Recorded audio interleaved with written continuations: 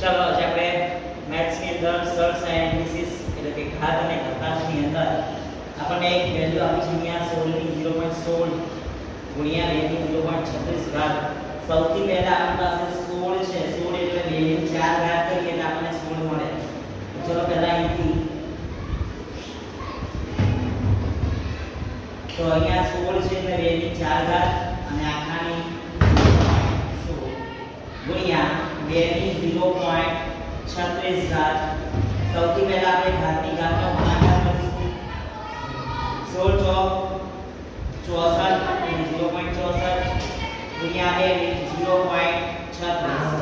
અહીંયા આધાર સરખો તો ઘાતોનો સરવાળો. અહીંયા 6 અને 4 દસો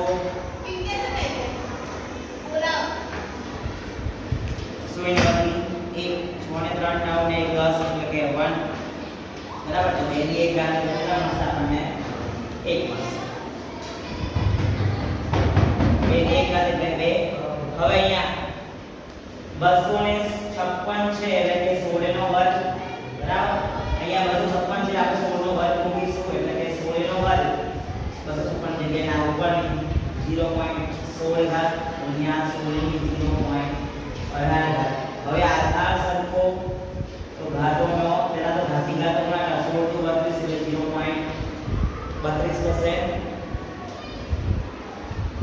ગુણ્યા 16 ની 0.18 આધાર સરખો તો ઘાતોનો સરવાળો એ